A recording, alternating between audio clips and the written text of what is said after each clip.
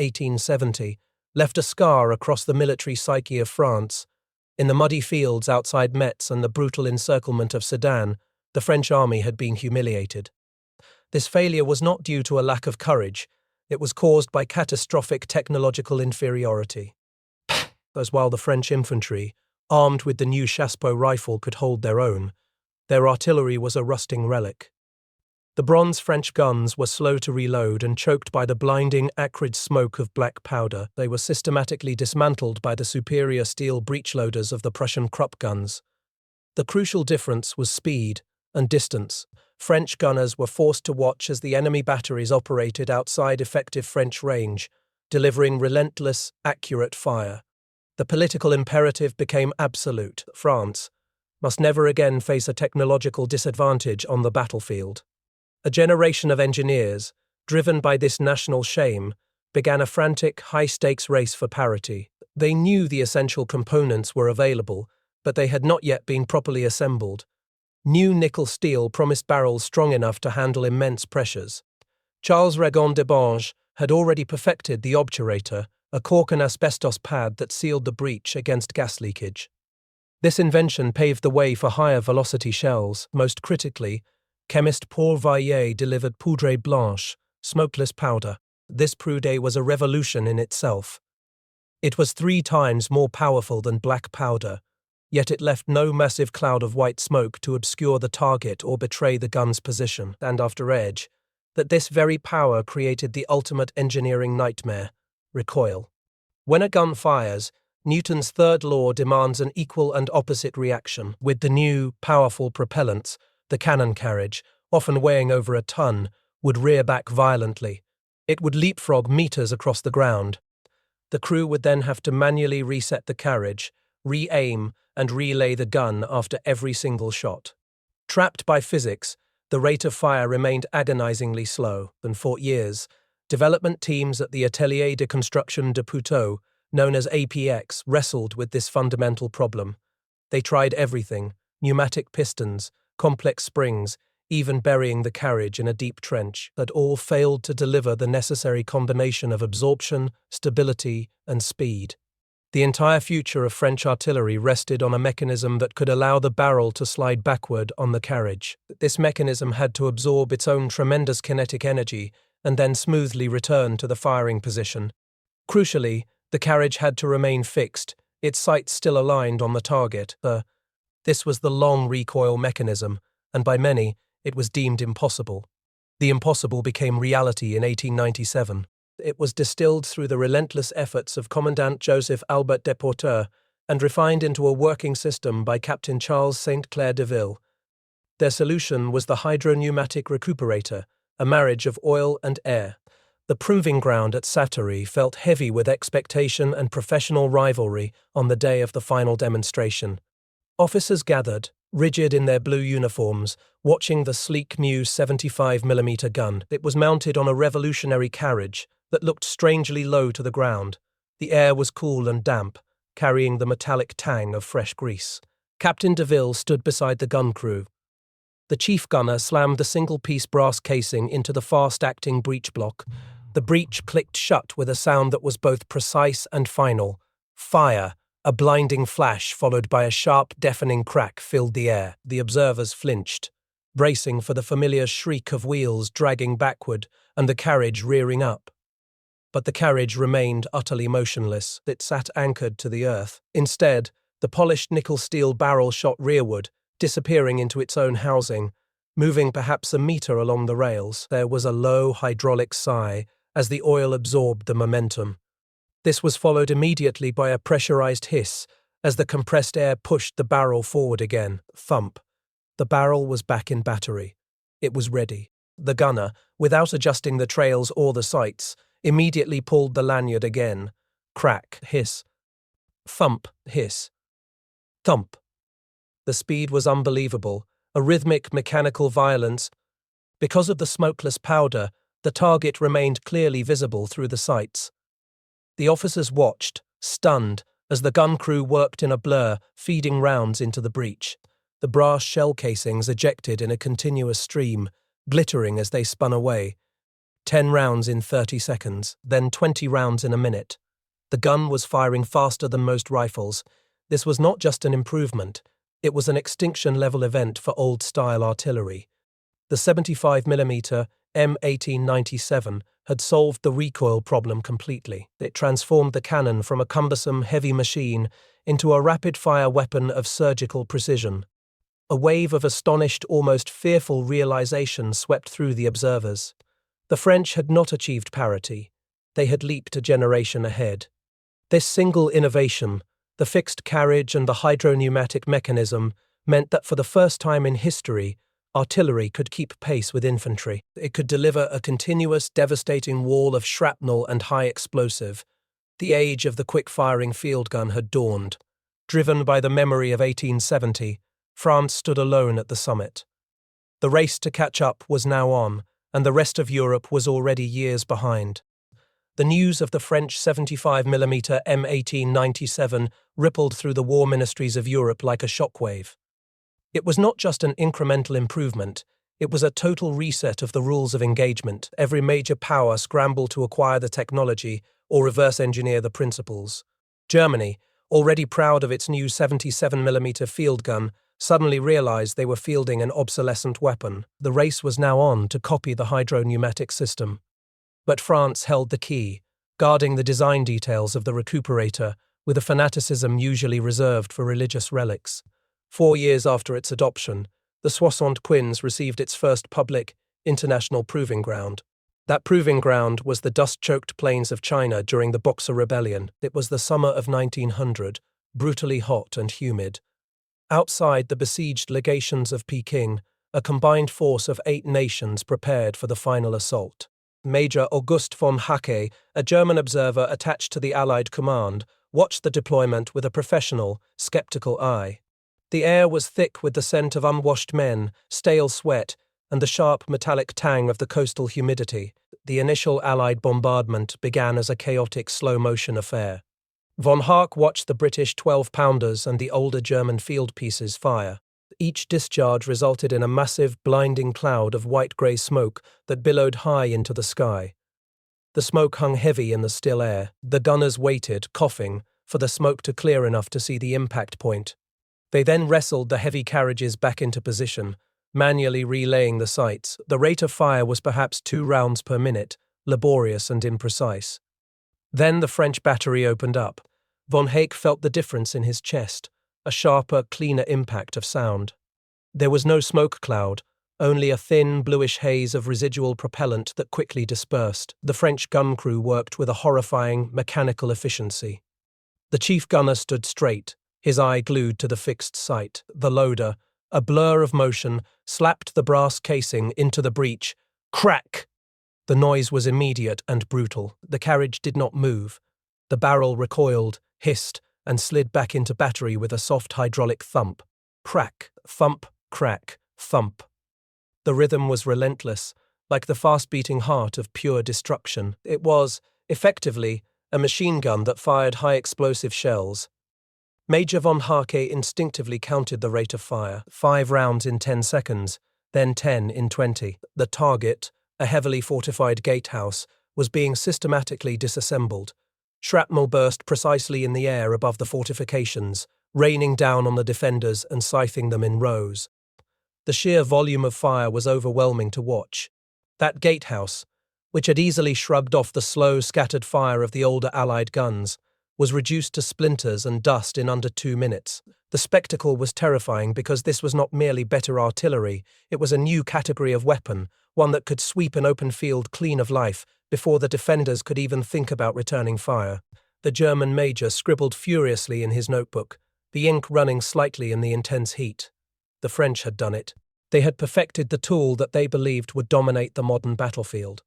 Back in Paris, the triumph of the 75mm gun became an article of faith. It was Notre Glorieuse 75, the glorious solution. The weapon was so effective, so fast, and so accurate that French military doctrine calcified completely around it. The High Command, led by figures like General Joffre, became convinced that the 75mm was the only artillery piece France would ever need. It was seen as perfect for attack and outrance attack to the extreme, delivering a sudden massive concentration of direct fire to support the infantry charge. But this success birthed a critical, dangerous blindness in their thinking. The French army, prepared only for the mobile, quick-hitting war of 1870, simply fought with better guns. They completely neglected the dull, complex world of indirect fire and long-range counter-battery warfare. The Germans, humiliated by the 75mm public performance, began a furious and secret development program, and while they worked desperately to copy the innovative French recoil system, they simultaneously focused on a capability the French were actively ignoring: heavy guns. They recognized that the 75mm, with its relatively flat trajectory and low maximum elevation of around 18 degrees, was a superb direct-fire weapon, but they also knew its maximum effective range was only 6,500 meters. German engineers, unburdened by any religious devotion to the quickfirer, focused their resources instead on their new 105mm and 150mm howitzers. These guns fired heavy, high-explosive shells in a high, plunging arc. They could sit miles behind the front line, hidden and protected, and rain destruction down on an unseen target. Crucially, they could fire far over the effective range of the French 75mm. The French High Command dismissed this entire threat as irrelevant. Heavy artillery was slow and cumbersome, they argued, belonging to siege warfare, not the swift, decisive battles they envisioned. They believed that if a German battery caused trouble, the 75s would simply move quickly, locate the enemy, and silence them with a hail of direct fire. This strategic hubris extended fatally into logistics. Pre-war planning assumed a short, sharp conflict would quickly resolve the issue. The immense rate of fire demonstrated by the 75mm was therefore seen as a reserve capability, something to be used sparingly only for decisive moments. Planners calculated ammunition stockpiles based on the low consumption rates of the previous century. They completely failed to grasp the terrifying, insatiable potential of the weapon they had created. By August of 1914, France fielded nearly 5,000 Cannon de 75s, arguably the best field gun in the world. Their gunners were the fastest, their shells the most precise.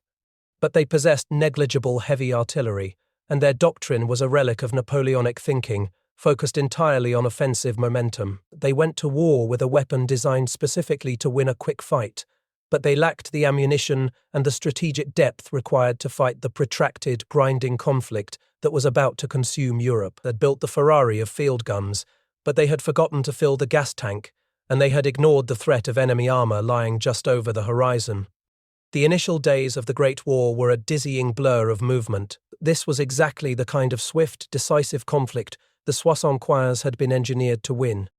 French batteries moved with unprecedented speed, would unlimber, unleash a devastating torrent of fire, sometimes 20 rounds per minute, and then limber up again, chasing the retreating Germans across the fields of Lorraine. But the pursuit ended abruptly in the autumn mud of 1914. The front congealed, trenches were dug, the war became static, and in that awful stillness the fatal flaw in French doctrine became brutally clear. General Joseph Joffre, standing amidst the chaos of his headquarters in August, received the reports that chilled him to the bone. The French 75mm gun, their pride and their technological guarantor, simply could not reach the enemy. The German artillery, specifically the new 105mm light howitzers, sat miles behind the newly dug trenches. They fired high-arcing, plunging shells that crashed down with deadly accuracy on French positions. The French 75mm gunners, peering through their sights, could see the muzzle flashes of the German guns, a faint flicker on the distant horizon. But their own shells, firing on a relatively flat trajectory, fell short, landing harmlessly in the empty fields between the armies. "The German artillery is out of the reach of our 75s, Joffre noted. The words a bitter admission of strategic defeat. The magnificent quickfirer, designed for direct assault, was suddenly rendered deaf and blind. Its vast stockpiles of shrapnel ammunition, designed to sweep open ground clean of cavalry and infantry, were now completely useless against men dug 10 feet deep into the earth. The French needed high-explosive shells, and they needed them immediately in quantities no one had ever imagined possible. The desperate demand for high-explosive shells, coupled with the staggering consumption rates, half of all pre-war stock was gone in the first month, forced a frantic, desperate expansion of production. Factories that once made sewing machines or bicycles were instantly converted to ordnance plants. Production soared from 10,000 rounds a day to 70,000 rounds a day by the summer of 1915. But this speed came at a terrifying cost. The ground around the 75mm batteries was often slick with the pervasive cold mud of Champagne. But the slickest substance was the oil and sweat clinging to the hands of the gun crews. For Sergeant Dubois and his team of the 13th Artillery Regiment, the fear was not always the enemy shell landing near them. Increasingly, the fear was the shell they held in their own hands. It was a cold, overcast morning in September 1915. The battery had been tasked with a brief retaliatory burst against a known German machine gun nest. Dubois watched the loader, Private Moreau, whose face was pale and drawn, and whose movements were tense. Moreau had seen the reports, whispered rumours that had become grim fact, guns exploding, not from German fire, but from their own rushed ammunition. The crew was using a new batch of high-explosive rounds, their casings stamped with the mark of a hastily converted civilian firm. Dubois felt the customary chill of the cold brass as he checked the projectile for flaws.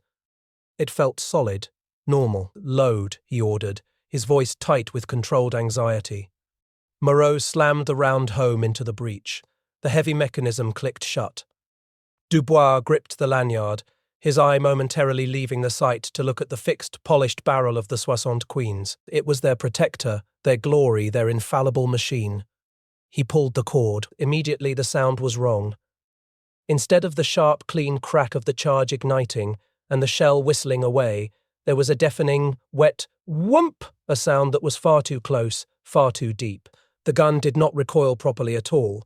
The hydropneumatics system hissed wildly, but the barrel remained jammed forward in its cradle. A gout of thick black smoke and fire erupted not from the muzzle, but violently from the breech ring and the front of the carriage. Dubois felt a sharp, burning pain across his face, a spray of pulverized metal and oil. He stumbled back, choking on the acrid fumes of burnt propellant, and something else entirely, a metallic, coppery smell. When the smoke cleared, the crew stared in horrified silence. The gun was ruined. The barrel had been ruptured, peeled open near the muzzle like a grotesque metal flower. The intricate recuperator system twisted and shattered. Moreau, who had been standing slightly to the left, was slumped over the trail, motionless. It was a premature detonation. The shell had exploded inside the barrel tube. This was the crisis of the 75. The imported American steel stock, laminated with microscopic voids, allowed hot gas to jet through the projectile base and ignite the high explosive fill before the shell had cleared the muzzle. The pre-war accident rate of 1 in 500,000 shots had suddenly skyrocketed to 1 in 5,000. Nearly a quarter of France's celebrated field gun arsenal was being systematically destroyed, not by the Germans but by its own ammunition. And for Dubois and thousands of other gunners, the terror of the German counter-barrage was now compounded by the cold, internal dread that the next round they loaded could be the one that turned their own gun against them. Confidence evaporated, replaced by a grim, meticulous fear. Engineers scrambled to fix the production flaws, eventually inserting a small tin plate at the base of the projectiles to seal the gas channels. But the strategic challenge remained unchanged. The German guns were still out of range. Necessity, however, birthed ingenuity. The gunners absolutely refused to accept the 75mm elevation limit. They began digging in the heavy, unrelenting mud. Crews would laboriously dig a deep pit or trench directly under the gun's trail, the single rear leg of the carriage. By dropping the trail down into the earth, they could tilt the entire carriage upward, increasing the elevation from 18 degrees to perhaps 25 or even 30 degrees. The simple, desperate act allowed the gun to lob shells in a higher, longer arc. Later, the improvised technique was formalized by the introduction of devices like the sabot André Lefebvre, a simple wedge-shaped wooden or metal block placed under the wheels to tilt the gun backward. The men simply called it the shoe. This constant, desperate adaptation, the shift from shrapnel to high explosive, the risky use of improvised elevation methods, kept the 75mm relevant, but the war was now demanding speed in a new way. By 1917, the logistical spine of the French army was collapsing. Fodder was scarce, and the endless slaughter had decimated the nation's stock of draft horses. The image of the 75mm, the lightning weapon, Being slowly pulled through knee-deep mire by 6 straining, starved horses was a tragic irony. The command finally conceded. The gun must be motorized. The sight of the sleek black nickel-steel gun, once pulled by muscle and harness, now hitched to the back of a growling Sauer truck, or the boxy American Jeffrey Quad, symbolized the final, painful transition into the 20th century. As hastily formed Reserve Generale d'Artillery units, their guns mounted on thick solid rubber tires, could now shift entire batteries across the rear lines in hours instead of days. The 75mm was forced to evolve, shedding its horse-drawn legacy for the noisy, oily power of the internal combustion engine. It was no longer just Notre Glorieux 75. It was the indispensable, adaptable heart of the French war effort, a weapon that had survived its own catastrophic infancy and was now being dragged piece by piece into the era of mechanized warfare. The war ended, but the lessons of the 75mm Model 1897 had only just begun. The single-trail carriage, designed for swift, flat-trajectory direct fire, was now exposed as a dangerous limitation. It simply could not achieve the high elevation necessary for long-range indirect fire. Engineers immediately began sketching designs for split-trail carriages, like the Brio, which would allow the gun's legs to separate, increasing the maximum elevation angle and the traverse. They explored modern wheels and pneumatic tires, transitioning the gun from the rusting relics of horse-drawn logistics into the age of motorized traction. Thus, modernization was exemplified by the streamlined Model 1897 A4 carriage, adopted in the United States, and the Michelin-tired update of the Polish Armata Polowa Uzor 90 Siedem. But this steady, evolutionary pace shattered in June 1940. The sudden, catastrophic fall of France injected thousands of these revolutionary, yet aging guns into the hands of the German Wehrmacht. Suddenly, the French 75mm was no longer a symbol of French glory. It was a piece of valuable, captured materiel, instantly changing its operational destiny.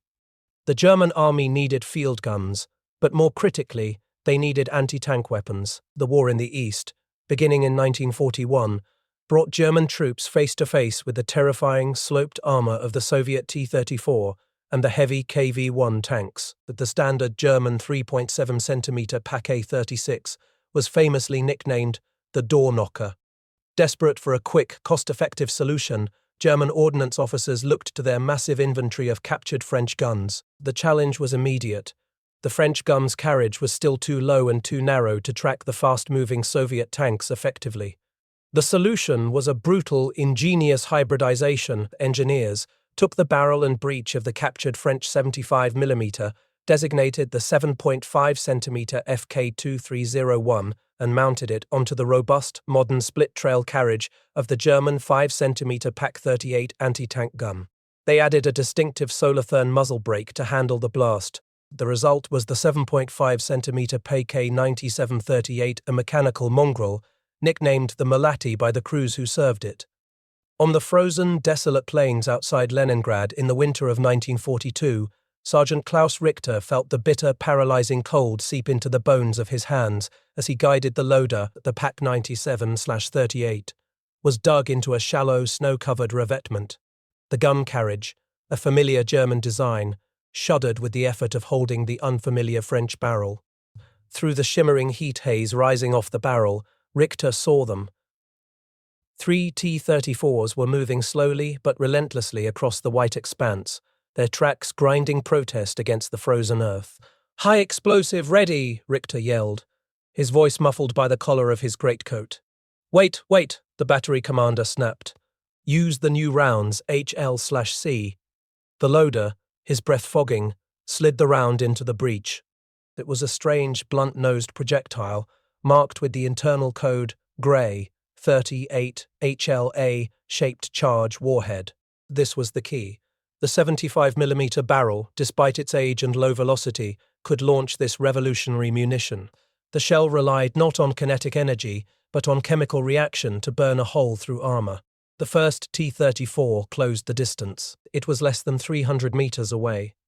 "Fire!" Richter pulled the lanyard. The gun roared, the muzzle brake catching the blast with a metallic sting.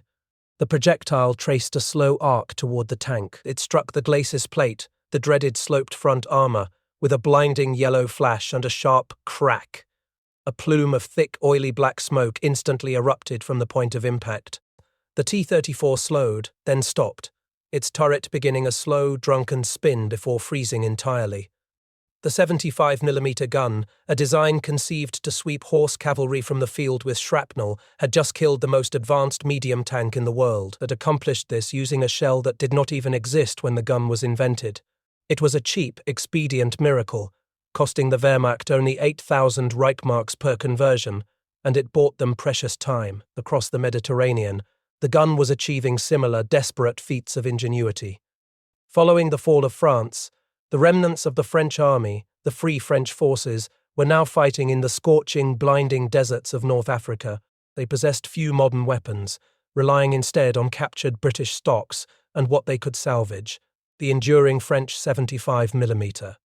Mobility was the critical problem they faced in the vast, open desert. Their solution was the autocannon Conus. This was nothing more than the 75mm gun, stripped of its wheels and mounted directly onto the flatbeds of commercial trucks or Canadian Ford F-30 lorries. Near Bir Hakeim in the Libyan desert, during the blistering, shimmering heat of May 1942, Lieutenant Delmas squinted through the dust. His truck-mounted 75mm was balanced precariously upon a simple pedestal. It was a crude, self-propelled platform. Protection for the crew came only from the thin metal of the truck cab and their own sheer courage. The air began to vibrate with the roar of approaching engines. A column of German and Italian tanks appeared on the horizon. They were massive, grey silhouettes advancing through the heat haze. "Traverse right," fast, Delmas shouted above the din. The crew manually shoved the heavy gun carriage. The old truck groaned, its springs protesting violently as the gun swung on its improvised turret race. Dust churned everywhere, thick and choking, sticking instantly to the sweat on their skin. Delmas's gun was designed for slow, measured fire, but they were now pressed into a violent, close-range duel. The first target, an Italian M13/40, swam into focus. AP shot fire. The blast was concussive, the noise amplified brutally by the open desert. The truck lurched backward, the improvised system momentarily overwhelmed by the recoil before settling again. The shell struck the Italian tank's turret, sending up a sheet of sparks. The crew immediately reloaded, the sound a mechanical thump followed by a sharp click. The second shot was cleaner, more precise. The tank brewed up instantly, thick smoke pouring from the hatches. For hours, the improvised autocannons engaged in running fights. They used their speed to reposition and their quick-firing barrels to deliver concentrated, lethal fire. They were vulnerable, exposed, and yet devastatingly effective. By the time the fighting subsided, these crude mounts were credited with knocking out dozens of enemy tanks. From the frozen trenches of the Eastern Front to the sun-baked sands of the Sahara, the cannon de 75M 1897 had completely transformed. It was no longer the proud, singular field gun of 1897. It had become a versatile, desperate tool of war. It served as a coastal defense weapon in Finland, an anti-aircraft platform in the Maginot Line, and most critically, an inexpensive anti-tank killer. Its continuous modifications from split trails and pneumatic tires to the adoption of potent shaped charge ammunition proved one thing conclusively: the M1897 was never truly obsolete. It was simply the most adaptable weapon system of its age, a revolutionary design that refused to die. It endured through 4 decades of conflict, cementing its legacy as an unsung hero of global military technology. If you value these historical accounts, please subscribe to the channel and like this video. It helps us preserve these stories. And please, share your own memories or thoughts in the comments below.